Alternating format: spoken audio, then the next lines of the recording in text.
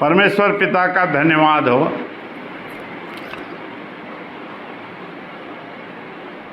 कि उसने हमें फिर से यहाँ पर इकट्ठा किया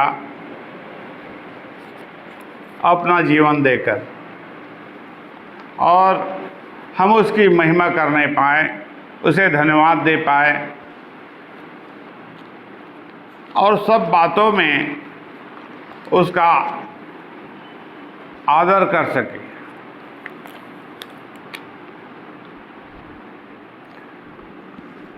पिछले समय में हमने उन सारी बातों को देखा जिसके विषय में सीखा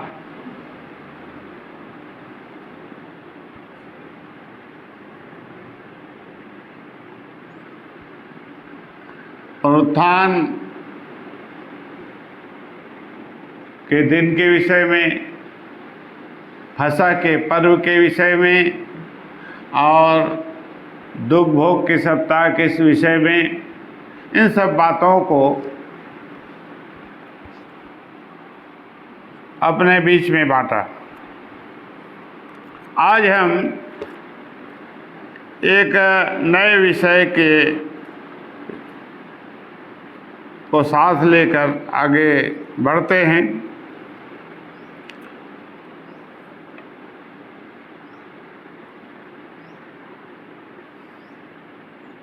और परमेश्वर का धन्यवाद करते हैं कि तो वह हमारा परमेश्वर है, हमारे बीच में आए, हमारी सहायता करे। और जबकि उसने संसार की सृष्टि की, परमेश्वर पिता ने इस जगत की सृष्टि की, इस जगत को उसने स्थित किया और सब मनुष्य और प्राणियों को बनाया। वह सृष्टि प्रथम युग की सृष्टि कहलाती है, जो परमेश्वर के द्वारा ही खत्म कर दी गई। वह सृष्टि जिसे परमेश्वर ने जल प्रलय के द्वारा नाश कर दिया, और उसे उसने इसलिए नाश कर दिया कि वहाँ पर जो भी थे मनुष्य के रूप में, वे मनुष्य केवल नहीं थे, वहाँ पर स्वर्गीय प्राणी भी थे। आकाश और पृथ्वी दोनों को मिला जुलाकर वहाँ पर मनुष्य और जो मनुष्य नहीं हैं वे भी रहते थे। इस प्रकार से प्रथम सृष्टि बहुत अनियंत्रित था और वे सभी बेलगाम थे,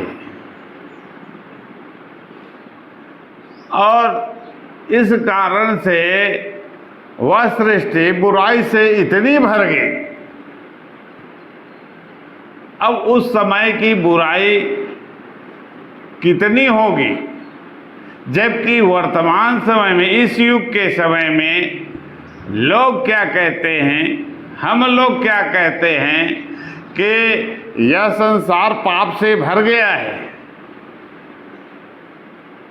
और बुराई बहुत बढ़ गई है, और सभी अपने मन की करते हैं और उनके पाप का घड़ा भर गया है, वह फूटने ही वाला है। तो इस प्रकार से जब मनुष्य इस बात की आशा करते हैं कि यह संसार बुराई के बोझ को अब सह नहीं पा रही है, और इसलिए वह समय भी आ गया है जो भविष्यवक्ताओं के द्वारा इस बात को समय समय पर प्रकट करते गया है कि पृथ्वी नाश होने वाली है। परमेश्वर की यह इच्छा है कि उसका समय आ गया है और किस प्रकार से यह संसार नाश किया जाएगा। तो तो जो परमेश्वर की संतान हैं इस बात में विचार करती हैं, उस समय के और ध्यान देती है वह किस समय के विषय में उनके द्वारा या भविष्यवक्ताओं के द्वारा कहा गया, किस समय को प्रकट करता है। अर्थात पाप का घड़ा भर गया है, तो ऐसा कौन सा समय है, एग्जैक्ट टाइम क्या है कि जब पृथ्वी का विनाश आ जाए। लेकिन लोग नहीं जानते। उस समय भी प्रथम सृष्टि इसी प्रकार से जब लोग नहीं जानते थे, अचानक से ऊपर और नीचे का वह बंध टूट गया। चारों ओर से सोता खुल गया, क्योंकि कहा गया था कि उस पृथ्वी को जल प्रलय के द्वारा नाश किया जाएगा। तो जल प्रलय के द्वारा हर तरफ से वह जल इस संसार में भरने लगा और वे सब उसमें डूब मरे। लेकिन वर्तमान समय के विषय में ये कहा गया है, जितनी भी भविष्यवक्ताएं हैं और परमेश्वर का वह वचन है, जहाँ पर इस संसार को खत्म करने के लिए आग को बताया गया है। वह संसार जल के द्वारा नाश हुई और यह संसार आग के द्वारा जलाई जाएगी। पहले तो डुबाई गई थी, लेकिन अब यह पूरा संसार जलाया जाएगा। उसमें रहने वाले जितने भी प्राणी, पशु, पक्षी, पेड़ पौधे सब पूरी रीति से जलाए जाएंगे। तब जब यह दूसरी सृष्टि आई जिसमें हम रहते हैं और वे सारे लोग रहते हैं, वह कहाँ से आई? वह नूह के संग आई। नूह के संग मनुष्य की यह नई उत्पत्ति हुई है। और नूह अपने जहाज में कुल कितने प्राणी आए जो बच गए थे जल प्रलय में? 8 प्राणी थे। और उन्हीं के द्वारा यह सृष्टि फिर से बढ़ने लगी और उन्होंने अपने अपने मार्ग को लिया।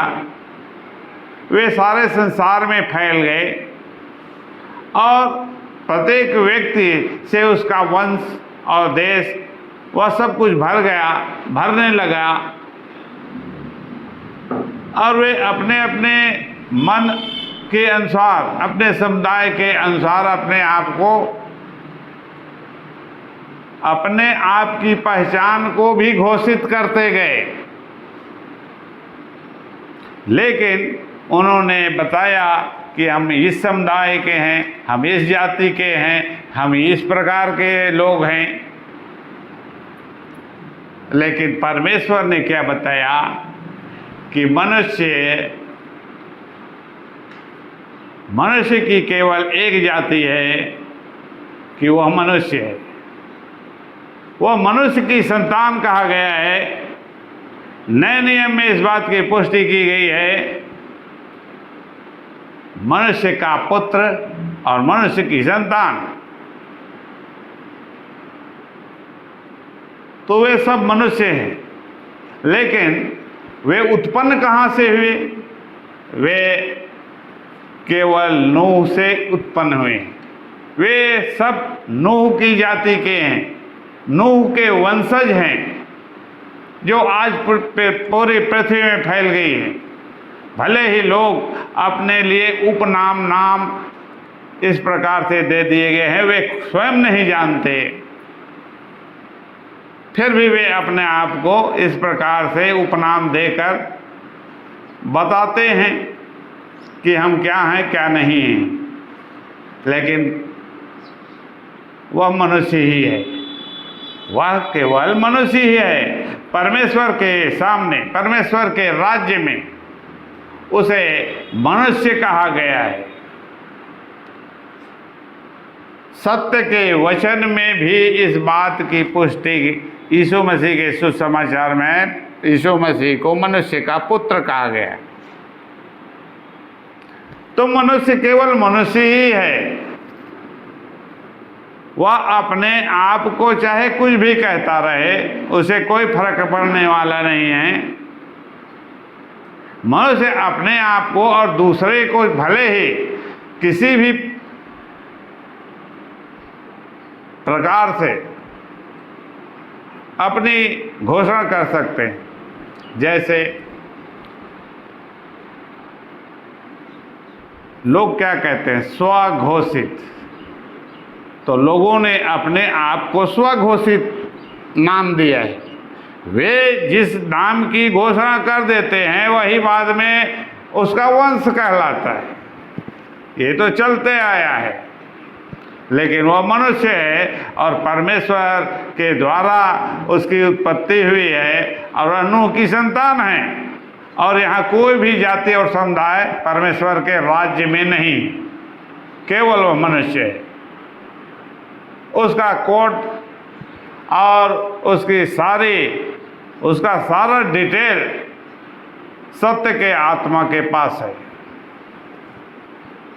तो परमेश्वर अपने आप को और इस प्रकार से बताता है और समझाता है, तो हम समझने का प्रयास करते हैं उसके वचन में से, उसके प्रकाश में से। और इसके लिए लूका रचित सुसमाचार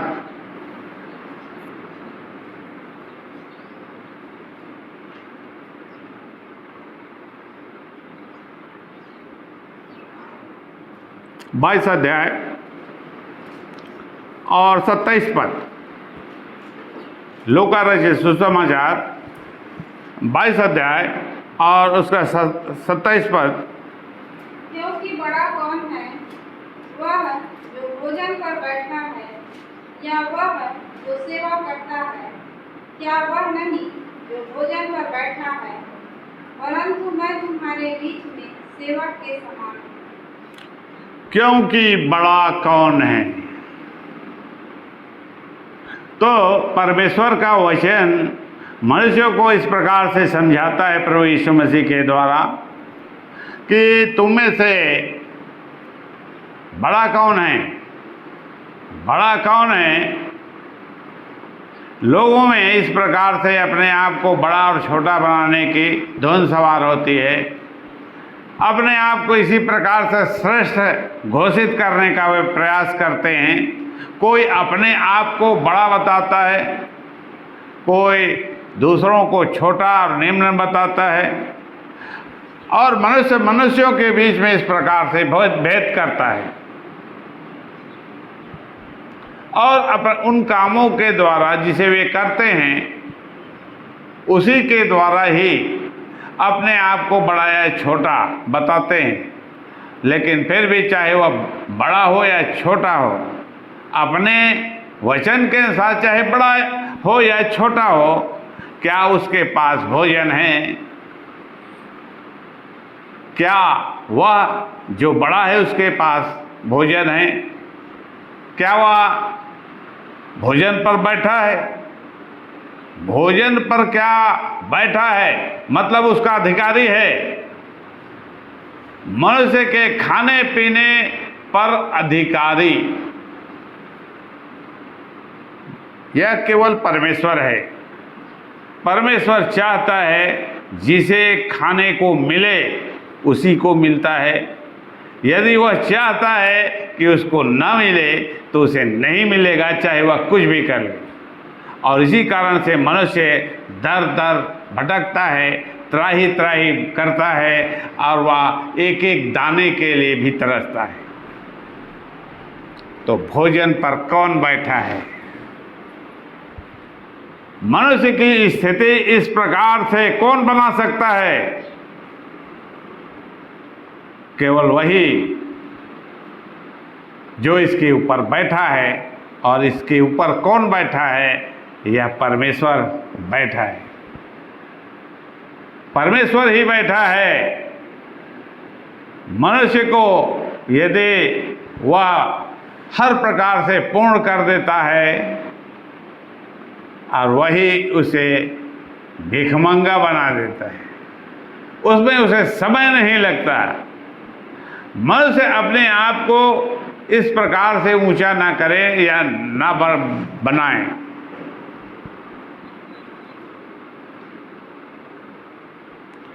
और प्रभु यीशु मसीह कहता है, मैं तुम्हारे सामने एक सेवक की नाई हूं, जबकि मैं भोजन के ऊपर बैठा हूं।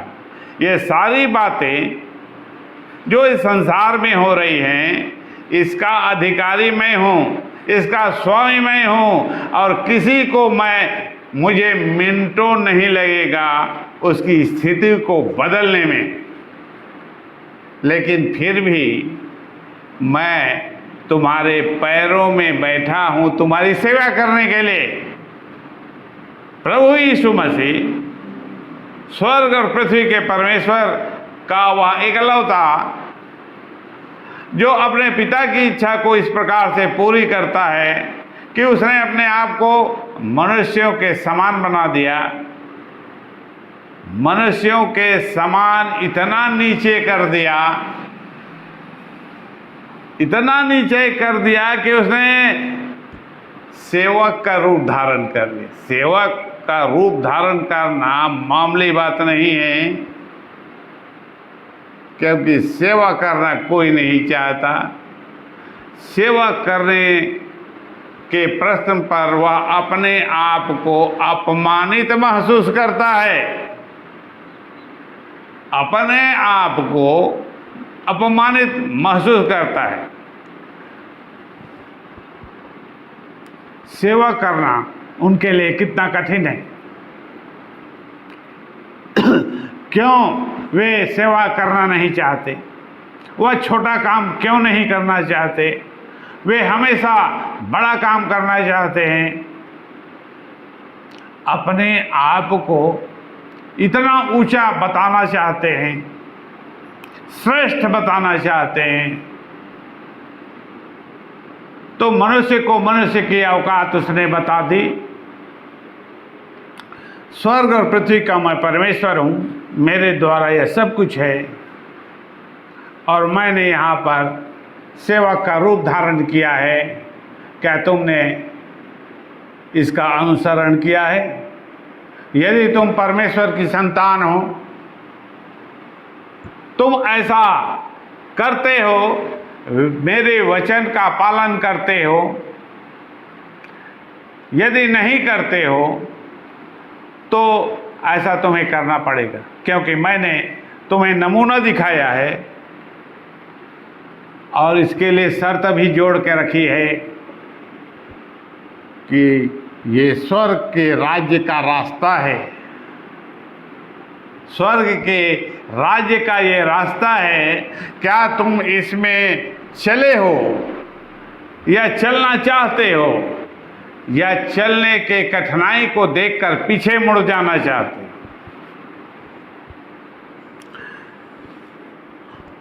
परंतु 28 पद, परंतु तुम यह तो 28 पद पढ़े। तुम वह हो जो मेरी परीक्षाओं में लगातार मेरे साथ रहे। लेकिन तुम वो हो, मनुष्यों से, वह अपनी सृष्टि से, वह इस प्रकार से कहता है अपनी संतानों से। और उसकी संतान कौन है? जो उसके चेले सबसे पहले उसके साथ थे, प्रभु यीशु मसीह के साथ थे, और वे प्रभु यीशु मसीह के साथ शुरू से रहे, जब से उन्होंने उसे बुलाया, और हर घड़ी, हर समय, हर परिस्थिति और हर संकट के समय उसके साथ बने रहे। चाहे छोटा काम हो, चाहे बड़ा काम हो। और प्रभु यीशु मसीह इस बात को ये बताता है, मेरी परीक्षाओं में लगातार मेरे साथ रहे। मनुष्य की परीक्षा के विषय में हम अधिकतर बात करते हैं, लेकिन यहाँ पर प्रभु यीशु ये बताता है कि मेरी परीक्षाओं की दशा में तुम लगातार मेरे साथ बने रहे। प्रभु यीशु मसीह की परीक्षा और उसकी परीक्षा लेने वाला कौन है? और उस समय उसका वह जीवन कितना कठिन समय है प्रभु यीशु मसीह के लिए। वह परीक्षा की घड़ी जिसमें उसे अपना प्राण देना पड़ा और दुख और यातना सहनी पड़ी, उसके लिए उसे कितना कष्ट उठाकर इस समय को व्यतीत करना था। लेकिन उन सारी परीक्षाओं में उसके सारे चेले उसके साथ बने रहे, उन्होंने उसका इनकार नहीं किया। तो प्रभु यीशु मसीह अपने चेलों को ये बताता है कि उस घड़ी में तुमने मेरा साथ नहीं छोड़ा। मनुष्य के जीवन में इसी प्रकार का समय आता है, इसी प्रकार का समय आता है, क्योंकि प्रभु यीशु मसीह मनुष्य है, वह मनुष्य का पुत्र है। तो जैसे उसके जीवन में इस प्रकार की परीक्षा का समय, परीक्षा की घड़ी आई, वही परीक्षा हर मनुष्य के जीवन में आएगी या आती है। ये उसके विषय में जो लेख है वह लिखा हुआ पहले से तैयार है कि उसके जीवन में क्या क्या होगा। वे सारे बायोडाटा स्वर्ग के राज्य में सुरक्षित हैं और उसी के अनुसार उसका जीवन इस संसार में चलता है। परीक्षा की वह घड़ी प्रभु यीशु मसीह के जीवन में जन्म से लेकर अंतिम समय तक क्या क्या होने वाला है, कैसे उसका जन्म होगा, किन परिस्थितियों से उसे गुजरना पड़ेगा और कितने कष्टों से, यहाँ तक कि उनके हड्डियों की भी गिनती वहाँ पर लिखी हुई, और उसे क्या कहा जाएगा, क्या उपनाम दिया जाएगा, और उसे अपराधी कहा जाएगा, अपराधियों के बीच में गिना जाएगा। ये सारी बातें डिटेल में स्वर्ग के राज्य में लिखित हुए हैं और उसी के अनुसार एक मनुष्य का जीवन होता है, उसके जीवन में यह घटना होती है। और उन बातों को भविष्यद्वक्ता परमेश्वर जी से दिखाता है, वह देखकर बताता है। वह देखकर बताता है, यह नहीं कि वह अपने आप से कुछ भी बातें बोल दे, भविष्यवाणी कर दे। उन पुस्तकों को देखकर, उन बातों को फिल्म के रूप में देखकर भविष्यद्वक्ता बताता है, तभी तुम्हारे पास पहुंचता है और तुम उसे जानते हो। परमेश्वर ने ऐसा ऐसा कहा है, फलाना भविष्यद्वक्ता ने इतने हजार वर्ष पूर्व ये बातें बताई है, उसके विषय में लिखा है। और उन बातों को केवल एक ही भविष्यद्वक्ता नहीं बताएगा, बल्कि 2 से अधिक बातें, 2 से अधिक भविष्यद्वक्ता उस बात की पुष्टि करते हैं, उस बात की पुष्टि करते हैं। तब मनुष्य जान जाता है कि ये बातें परमेश्वर की ओर से। तो यीशु मसीह के विषय में इसी प्रकार से भविष्यवाणी की गई और हर एक मनुष्य के जीवन का लेख इसी प्रकार से होता है। उसके जीवन में क्या क्या घटित होगी, वह कितने वर्ष का होगा, किन किन समस्याओं का सामना करेगा और किस प्रकार से वह गिरेगा, किस प्रकार से उठेगा, किस प्रकार से रोगी होगा, किस प्रकार से चंगा होगा, कौन उसे चंगा करेगा, कौन उसकी सहायता करेगा, वे सारी बातें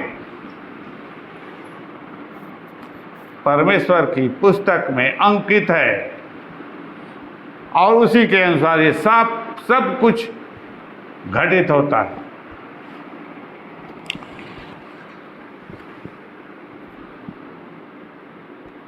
तो इसी बात को प्रभु यीशु मसीह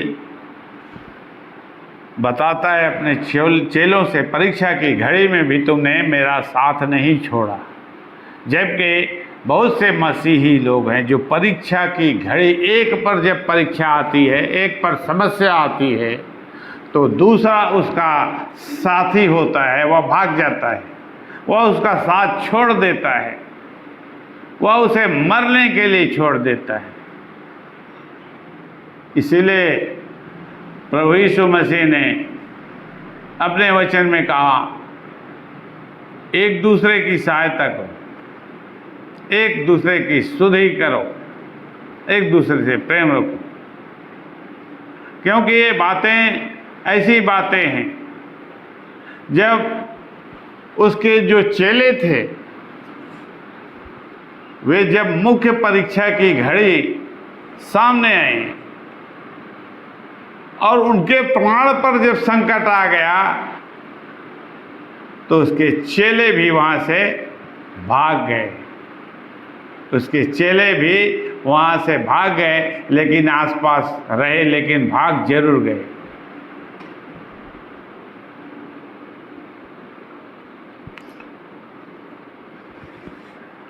अब यहाँ पर कहता है 29 पद में, और जैसे मेरे पिता ने मेरे लिए एक राज्य ठहराया है, वैसे ही मैं भी तुम्हारे लिए ठहराता हूँ। और ये प्रभु यीशु मसीह अपनी संतानों से कहता है, जैसे पिता ने मेरे लिए एक राज्य ठहराया है। तो जो राज्य उसने प्रभु यीशु मसीह के लिए ठहराया वह स्वर्ग का राज्य है। और प्रभु यीशु मसीह के द्वारा परमेश्वर ने हमें अपनी संतान बनाया और हमें उस राज्य को दिया, जिस राज्य को प्रभु यीशु मसीह को दिया वह स्वर्ग का राज्य है।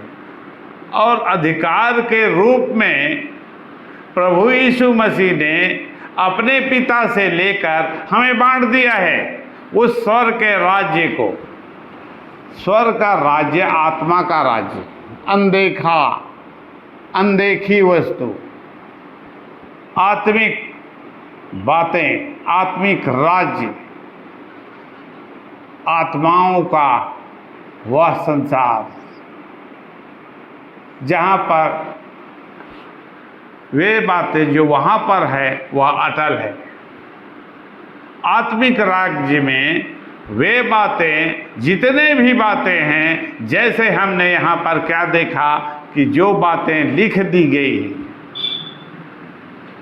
क्या वह मिट गई?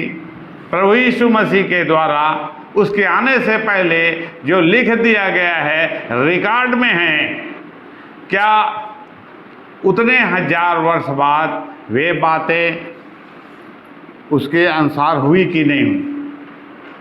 जो लिखा गया था उसके अनुसार एक एक घटना हुई कि न हुई, वे सारी बातें, एक एक बातें हुई, पूरा हुई। मतलब क्या है? जो आत्मिक राज्य में, स्वर्ग के राज्य में जो कुछ लिख दिया गया है, जिसके विषय में भी लिख दिया गया है, जिन जिन बातों को लिख दिया गया है, वह कभी नहीं मिटेगा। वह उसके साथ होगा ही, यद्यपि बचाने वाला उसके लिए रास्ता अलग निकालता है। इसका मतलब ये है कि बचाने वाला है, और बचाने वाले के होते हुए भी हम इस संकट में पड़ गए, इस विपत्ति में पड़ गए, लेकिन बातें नहीं मिटी। जो घटनाएं लिखी थी वह मिटी नहीं, न मिटने वाली है, लेकिन उसका उपाय है, और उसी उपाय का मतलब है यीशु मसीह। वे बातें जो सारे मनुष्यों के विरुद्ध में लिखी गई हैं नाश करने के लिए, उन बातों को केवल एक ही है जो मिटा सकता है, उसका काट कर सकता है, और इसीलिए तो जगत का उद्धार करता है। वह जयवंत और शिरोमणि परमेश्वर है। उसने इन पर अधिकार प्राप्त कर लिया है उन बातों का काट निकालने में। जो मनुष्य को मारती है। प्रभु यीशु मसीह ने इन सारी बातों को आज सामना किया अपने शारीरिक जीवन में, और उनका काट निकाल दिया सामने में, उसका हल निकाल दिया, हल करके दिखाया। वो बातें, सारी बातें तो हुई उसके साथ, लेकिन उन बातों का उसने हल निकाल दिया। उसने मारने की युक्ति की, और प्रभु यीशु मसीह ने अनंत जीवन के विषय में, जहां पर मृत्यु को एकदम क्या कर दिया गया, भोथवा कर दिया गया, निकम्मा कर दिया गया, शक्तिहीन कर दिया गया। अब वह किसी के ऊपर लगातार हावी नहीं रह सकता है।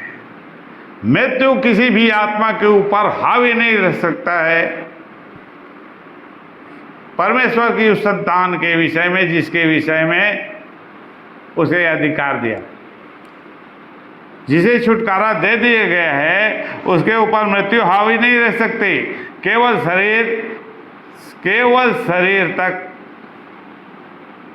शरीर तक ही उसकी पहुंच है, उसके आगे कुछ नहीं है। तो पिता ने मेरे लिए एक राज्य ठहरा है, उसी के अनुसार मैंने तुम्हारे लिए एक राज्य ठहराया है। तुम निश्चित रूप से उस राज्य में जाओगे, और वहाँ पर वह नाश करने वाला नहीं होगा। तुम्हें हमेशा के जैसे उस समय मिटा दिया गया, जल प्रलय के समय उन सबको मिटा दिया गया। उनके विषय में कोई जानकारी नहीं है।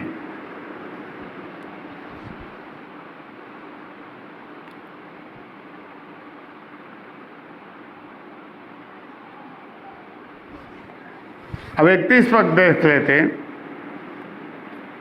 31 पद। शमौन, हे शमौन, देख शैतान ने तुम लोगों को मान लिया है कि गेहूं के समान फटके।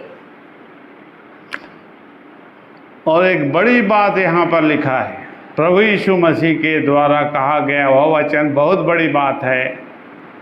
यह साधारण बात नहीं है, और शीर्ष चेलों को कहा गया वह वचन है। शीर्ष चेले पतरस, याकूब, यूहन्ना, ये तो बड़े लोग थे, सबसे नजदीक प्रभु के, और उन्हें यह कहा गया है। क्या कहा गया? हे शमौन, देख शैतान ने तुम लोगों को मांग लिया है, तुम लोगों को मान लिया है। और जब उसे मांग लिया, किससे मांग लिया? पिता से मांग लिया, परमेश्वर से मांग लिया। पतरस को, याकूब को, यूहन्ना को, और जितने उसके चेले थे उन सबको मांग लिया। किस लिए मांग ली? किस लिए मांग लिया? कि गेहूं की नई तुम्हें फटके, गेहूं की नई फटकने के लिए मांग लिया।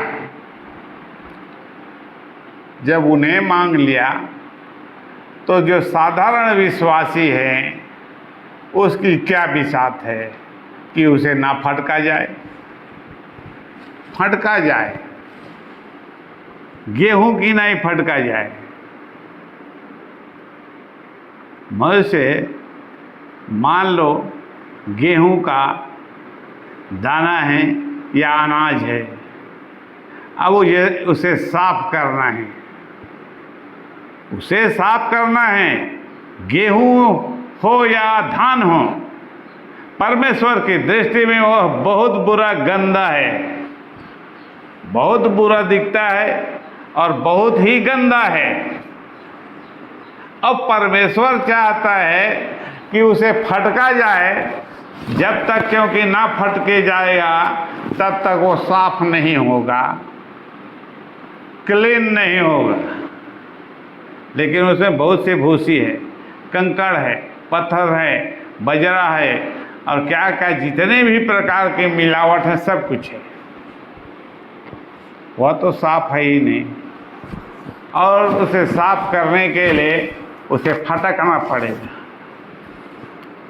फटकना पड़ेगा।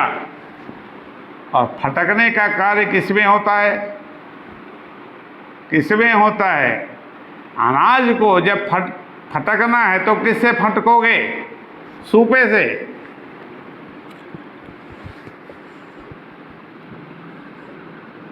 और फटकने का कार्य कितना कष्टप्रद है। यदि तुम गेहूं यदि इस प्रकार से फटका जाए, किसी भी मशीन में यदि तुम्हें डाल दिया जाए, ऊपर नीचे ऐसे कैसे करने के, हिलाने के लिए, अब ऊपर भेजता है तो मुंडी में लगेगा और नीचे तरफ आते हैं तो पैर हाथ टूट जाएगा, इधर उधर किए तो हड्डी पसली टूट जाएगा। ये सब कुछ संभव है, संभव नहीं जरूरी है। एक विश्वासी को फटकना, इस प्रकार से प्रताड़ित करना और मारना कूटना, बीमारी से ग्रसित करना, समस्याओं में डालना, ये तो फटकना है। जब तक तुम्हें नहीं फटका जाएगा तुम साफ नहीं होगे परमेश्वर की दृष्टि में। और जब साफ नहीं हुए तो परमेश्वर के ग्रहण योग्य नहीं ठहरोगे। तो शैतान को उसने लगा दिया है बनिहार बना के, परमेश्वर ने शैतान को बनिहार बना के लगा दिया है कि आज की रोजी तुम्हें मिलेगी और इन सारे मनुष्यों को जो मेरे चेले कहलाते हैं इन्हें फटकना है, साफ करना है। तो साफ करने के लिए बनिहार तो लगाना पड़ता है चावल को। और तुम मान लो कि मैं चावल हूँ या गेहूँ हूँ, अब कोई बनिहार लगाए परमेश्वर, तो उसने किसे बनिहार? स्वर्ग के प्राणी को ही लगाया। मनुष्यों में से थोड़ी उसने चुना बनिहार, उसने शैतान को ही बनिहार में लेबर लगा दिया। और वो तो जैसे परमेश्वर अपने काम में पक्का है, वो भी अपने काम में पक्का है कि एकदम साफ करने मतलब साफ ही करना है। साफ करने का काम शैतान बहुत अच्छी रीति से करता है। वह दुष्ट तुम्हें बहुत अच्छी रीति से साफ कर देगा, कोई भी प्रकार की बीमारी या दुर्बलता नहीं रहेगी। इतना अच्छी तरीका से साफ करेगा, परमेश्वर देख के उसे खुश हो जाता है, इसीलिए बार बार उसको लगाता है। शुरुआत से वह उसे ही लगाता है फटकने के लिए।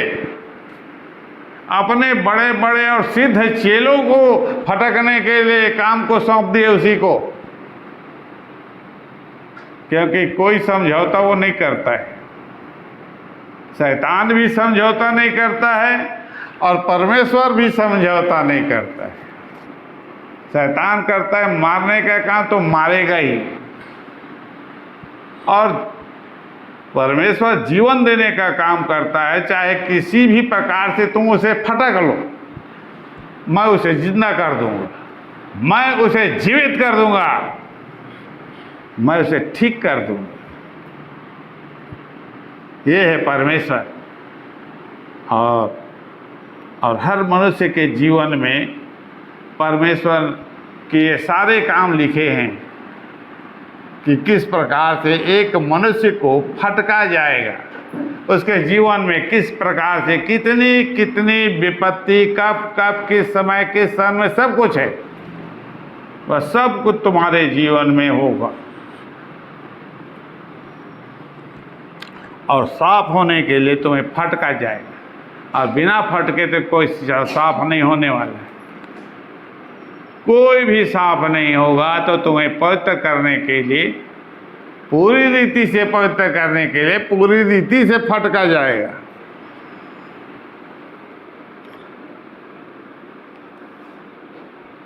बत्तीस पद। परंतु मैंने तेरे लिए विनती की कि तेरा विश्वास जाता न रहे, और जब तू फिरे तो अपने भाइयों को स्थिर करना। परंतु मैंने तेरे लिए विनती की कि भटकने का काम इतना गंभीर है, इतना कष्टदायी है कि यीशु मसीह को भी बड़ा दुख हुआ। कहीं ये पूरी रीति से नाश ना हो जाए। जब शैतान इसे फटकेगा, परीक्षा लेगा, और यहाँ मेरा सिद्ध चेला भी कहीं उसमें पीस ना जाए, पीस कर ख़त्म ही ना हो जाए, इसलिए क्या कहता है, मैंने क्या किया है, तेरे लिए विनती की है। विनती कौन विनती करता है? चेलों के लिए, परमेश्वर की संतानों के लिए कौन विनती करता है? प्रभु यीशु मसीह ही विनती करता है, तभी आदमी बचता है। मनुष्य की विनती से वो नहीं बचता। प्रभु यीशु मसीह ही विनती करता है परमेश्वर से, तब वह मनुष्य बचता है, उसके प्राण बचते हैं, वह विपत्ति से उबर पाता है। प्रभु यीशु मसीह की ही प्रार्थना से, प्रभु यीशु मसीह की ही प्रार्थना से मनुष्य संकट से बाहर निकलता है। यदि प्रभु यीशु मसीह विनती ना करे, क्योंकि एक ही नाम को उसने स्वीकार किया है, सत्य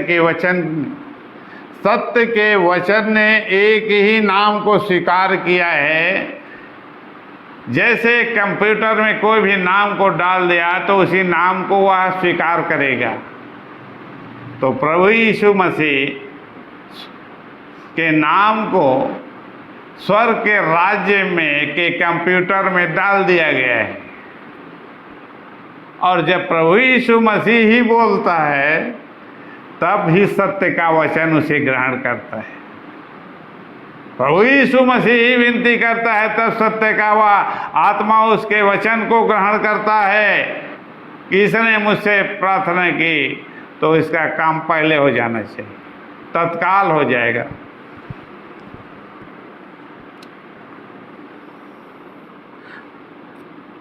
तैतीस पद, उसने उससे कहा, हे प्रभु, मैं तेरे साथ बंदीगृह जाने वरन मरने को भी तैयार। अब ये मनुष्य के विचार हैं, मसीहियों के विचार हैं, जो शारीरिक रूप में हैं, और वे शारीरिक बात को बोलते हैं। जैसे सब लोग बोलते हैं, तू चिंता मत कर, मैं सब ठीक कर दूंगा। और यहाँ पर वही क्या कहता है, बंदीगृह तक जाऊंगा, तुझे कुछ नहीं पहुंचने दूंगा, वहाँ मैं सारी व्यवस्था कर लूंगा। बंदीगृह जा रहे हैं तो वहाँ रहेंगे एक साथ मिल के, तुम्हें ज़्यादा कष्ट नहीं होगा। प्रभु यीशु मसीह से बोलता है कि तुम्हें बंदीगृह में कोई कष्ट नहीं होगा, मैं तो सेवा करने के लिए हाजिर हूँ। तो वह क्या कहता है, यीशु मसीह क्या कहता है?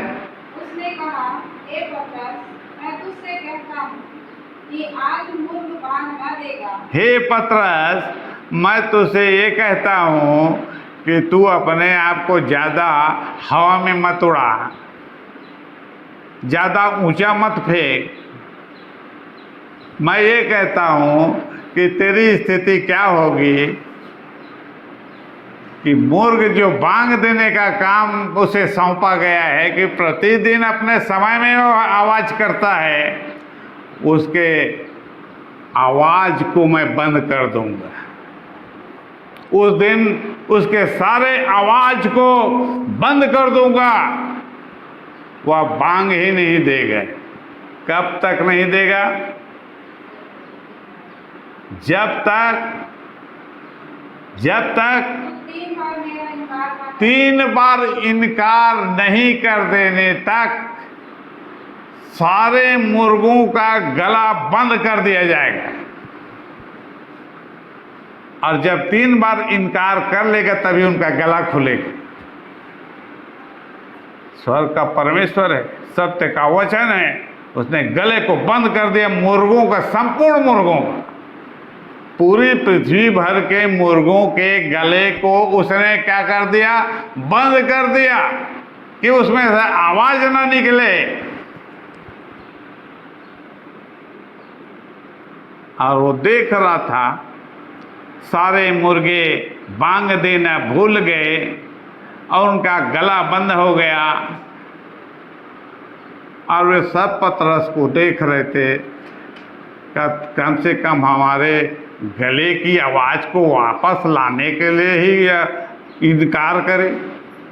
पतरस अपना काम क्यों नहीं कर रहा है, इनकार क्यों नहीं कर रहा है, यीशु मसीह के विषय में यह इनकार क्यों नहीं कर रहा है। उन्हें चिंता हो गई क्या पतरस सच में उसका सच्चा चेला है, क्या अपने आप को सत्य घोषित करवाने के लिए, सच्चा चेला घोषित करवाने के लिए हम मुर्गों के सारे गले की आवाज़ को हमेशा के लिए बंद करवा देगा क्या। वे इसी चिंता में पड़ गए। लेकिन पतरस ने 3 बार इनकार कर दिया, एक के बाद एक यीशु मसीह का इनकार कर दिया। और जैसे ही उन्होंने इनकार किया सारे मुर्गों की आवाज़ खुल गई, गला खुल गया और उनके गले में से बांग की आवाज़ सुनाई देने लगी। तो प्रभु यीशु मसीह यहाँ पृथ्वी पर बैठा है, मरने के लिए तैयार है। और क्या वह कठिन काम है कि उन मुर्गों की, सारे संसार के मुर्गों की आवाज़ को, या फिर कहें वहाँ पर इस्राएल देश जहाँ यरूशलेम, उन सब के आवाज़ को अब बंद कर दिया। वह लकीर खींच दिया उसने वहाँ पर कि जब तक पतरस इनकार ना करे तब तक मुर्गों के जीवन में संकट बना रहेगा। वे तभी स्वतंत्र होंगे, वे तभी स्वतंत्र होंगे जब वह इनकार करे। तो मनुष्य इस प्रकार से अपनी फेंकता है, लेकिन सही बात केवल वही है जो अटल है। और सही बात कहाँ पर है? स्वर्ग के राज्य। स्वर्ग के राज्य में कि जितने बातें हैं, जितनी भी बातें कही गई हैं, लिखित में हैं और वे अटल हैं, वे सिद्ध वचन हैं और जो लिख दिया गया है वही उसी के अनुसार होता है। मनुष्य हम जब जितनी भी बातें अपने मुंह से बोलते हैं उन पर किसी को विश्वास नहीं, उन पर हमें स्वयं विश्वास नहीं कि हमने सही बोला है, अच्छा बोला है, खराब बोला है, क्या बोला है, हमें ही स्वयं विश्वास नहीं है। मनुष्य की वाणी पर इस प्रकार से सोच है कि वह झूठा होता है, गलत होता है, उस पर विश्वास नहीं किया जा सकता। लेकिन स्वर्गीय बातें जो सत्य के वचन के द्वारा है, वही स्वर्गीय बातें सत्य है, अटल है, वह बनी रहेंगी। यीशु मसीह ने अपने वचन में इन बातों का उल्लेख किया है कि वे बातें हमेशा अटल बनी रहेंगी। उसे चोर चोरी नहीं कर सकता, उसे काई बिगाड़ नहीं सकता है, खराब नहीं कर सकता है। यहाँ तो अर्थ का अनर्थ निकाला जा सकता है, अर्थ का अनर्थ। मनुष्य की जो वाणी होती है, जो बात होती है, उसका अर्थ का अनर्थ मनुष्य निकालते हैं। जितनी बातें हैं, जितने लोग हैं, उतनी ही प्रकार से वे अपनी परिभाषा देते हैं और हर प्रकार से गलत गलत उल्टा सीधा बोलते हैं। उनका कोई मायने नहीं है। इस संसार में मनुष्य के द्वारा बोला गया जो वचन है उसका कोई मायने नहीं।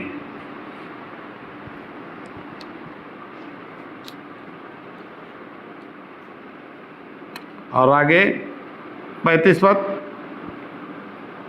फिर उसने मुझसे कहा, जब मैंने तुम्हें बटुए और झोली और जूते बिना भेजा था, तो क्या तुमको किसी वस्तु की घटी हुई थी?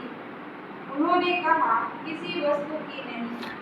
प्रभु यीशु मसीह ने अपने चेलों को भेज दिया और कहा, क्या कहा?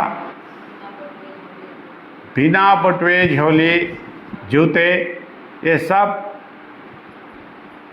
तुम्हें आगे नहीं निकलना है, आगे नहीं बढ़ना है। इसे इस प्रकार प्रभु यीशु मसीह ने अपने चेलों से कहा था। लेकिन उसके बाद वह क्या कहता है? उसके बाद क्या कहता है आगे? तो क्या तुमको किसी वस्तु की घटी हुई? उस समय जबकि मैंने मना किया था,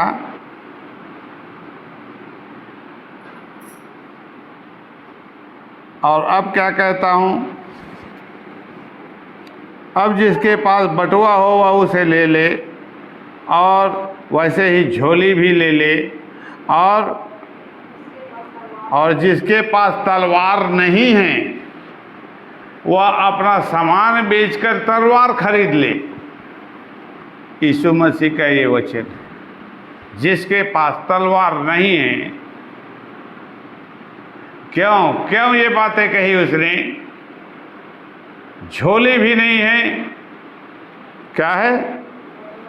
बटुआ भी नहीं है, और कुछ भी सामान नहीं है, और उसके पास कोई हथियार भी नहीं। एक प्रचारक के पास ऐसा कोई चीज़ नहीं होता है। वहाँ पर प्रचार करने जाता है, उसके पास कोई इस प्रकार के, वे क्या करते हैं, दूसरों पर भरोसा रखते हैं कि वहाँ जाना है, वहाँ सब कुछ हो जाएगा। मिल गया तो मिल गया, नहीं मिला तो परमेश्वर जाने। परमेश्वर व्यवस्था करेगा, उपाय करेगा खाने पीने रहने का। ये अपने लोगों को उसने वचन में बताया। लेकिन अभी ये जो बातें कह रहा है वहाँ तुम अपने पास क्या क्या रखना? झोली, बटुआ, कपड़ा लत्ता, तलवार, जूता, सब कुछ लेना है। जिसके पास तलवार नहीं है वो खरीद कर अपने किसी सामान को बेचकर तलवार को खरीदे। क्योंकि तलवार बहुत ज़रूरी है। इतना ज़रूरी है, क्यों ज़रूरी है? क्योंकि यह युद्ध क्षेत्र है। क्या है? युद्ध क्षेत्र। अभी तुम्हें सैनिक में भरा गया, पहले ट्रेनिंग दिया गया, अब तुम्हारा प्रमोशन हो गया है, अब सैनिक के पोस्टिंग में हो। अब वहाँ तुम्हें अपना खुद इंतजाम करना पड़ेगा। खाने पीने का सब इंतजाम युद्ध क्षेत्र में तुम्हें स्वयं करना पड़ेगा। तुम्हारे पास हथियार नहीं, तो हथियार का इंतजाम करना पड़ेगा। बिना तलवार के तुम युद्ध नहीं लड़ सकते। तुम्हारे पास तलवार होना चाहिए। अब युद्ध क्षेत्र में तुम चले गए हो और वहाँ प्रार्थना कर रहे हो कि परमेश्वर तलवार दे दे या कुछ भी दे दे, सहायता कर दे। परमेश्वर वहाँ पर युद्ध क्षेत्र में कोई सहायता नहीं करेगा। तुम्हें स्वयं लड़ना पड़ेगा। शैतान और उसकी सेना से तुम्हें स्वयं लड़ना पड़ेगा। और जब युद्ध में पड़ गए हो तो हर चीज का ध्यान रखना पड़ेगा और उसका सामना तुम्हें ही करना पड़ेगा, परमेश्वर नहीं करे। क्योंकि युद्ध कहाँ पर है? परमेश्वर की तुम सेना हो और शैतान की सेना सामने है, और दोनों के बीच में तलवार चलना है। और सैनिक बहुत से हैं, कौन किसका ध्यान करेगा?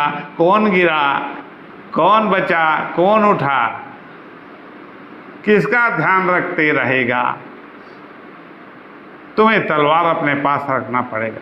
तुम परमेश्वर की संतान हो, तुम्हें युद्ध विद्या में निपुण होना चाहिए। और तुम्हारा युद्ध तो इस संसार के महाबली से हो रहा है। तुम्हें पूरा दांव पेच आना चाहिए। और यदि कोई अनाड़ी हो तो घर में बैठ जाए, ऐसा लिखा है वचन में। या नया नया जिसका शादी हुआ है, या फिर वह घबराता है, युद्ध के नाम से ही उसका मन आधा सी हो जाता है, ऐसा व्यक्ति परमेश्वर के उस युद्ध क्षेत्र में ना उतरे।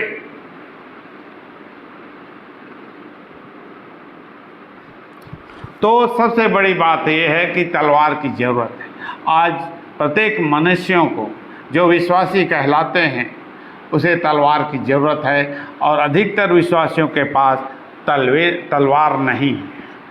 अधिकतर मसीहियों के पास जो परमेश्वर की संतान है तलवार नहीं है, और तलवार नहीं है इसलिए शैतान उन्हें क्या करता है, पहले ही डरा देता है।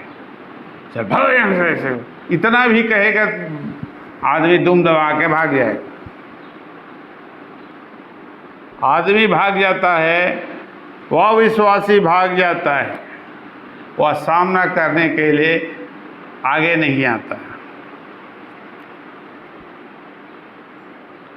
तो बहुत से लोग हैं इस संसार में जो इस प्रकार से युद्ध के नाम से सबसे पहले तो डरा के उसने रखा है। किस प्रकार से? अरे उसके ऊपर अंधकार की शक्ति चढ़ जाती है और उसके गले को दबा देती है, और इतने अनेक प्रकार की बातें जिसके कारण लोग कांपने लगते हैं। वहाँ पर जिन्न है, वहाँ पर भूत है, वहाँ पर पिशाच है। क्यों? तो तुम क्या कर रहे हो? तुम क्या कर रहे हो? मेरे पास तो तलवार नहीं। और ये तलवार क्या है? तलवार क्या है जो तुम्हारे पास नहीं है? सत्य का वह वचन तुम्हारे पास नहीं। यही है आत्मा का तलवार, तुम्हारे पास नहीं है। तुम शैतान को उसके द्वारा नहीं मार सकते और उसके सामने घुटना टेक देते थे, टेक कर पराजित हो जाते। और मसीहियों की हारने का यही कारण है, जबकि वह यीशु मसीह कहता है कि डर मत, विश्वास रख। तुम्हें डरने की ज़रूरत नहीं है, मेरा वचन तुम्हारे लिए काफ़ी है। तुम उस वचन को बोलना नहीं चाहते। बहुत से ऐसे विश्वासी भी हैं कि उस वचन का सामने वाले के ऊपर प्रयोग करने से भी डरते हैं, और पसीना छोड़ जाता है, पानी पानी हो जाता है घबराहट से। ऐसे समय में वो ऐसा वचन को बोलना ही नहीं चाहते। संकट के समय, युद्ध के समय, जब अवसर आए और वह उसके पास नहीं, आत्मा का वह तलवार नहीं है, यदि जितना उसे शक्ति से पकड़ा है उस तलवार को, उस वचन को, उतनी ही प्रबलता से वह वार करता है, और उतनी ही प्रबलता से उस शैतान के गले को एक ही झटके में उड़ा देगा। जितनी प्रबलता से उसने पकड़ा है उतने ही प्रबलता से उसके गर्दन को उड़ा देगा एक ही झटके में। तुम्हें डरने की कोई ज़रूरत नहीं। यीशु मसीह तुम्हारे साथ है, डर मत, विश्वास रख।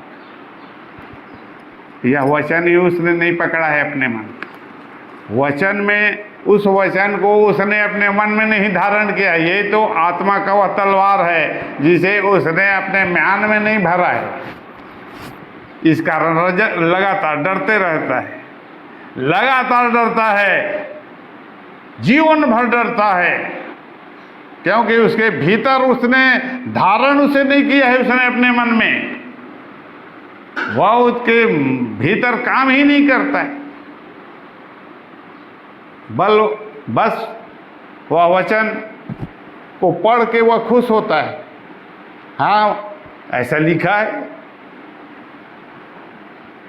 ऐसा ऐसा लिखा है वचन में, डर मत, विश्वास रख। एक और मैं वचन बता देती हूँ,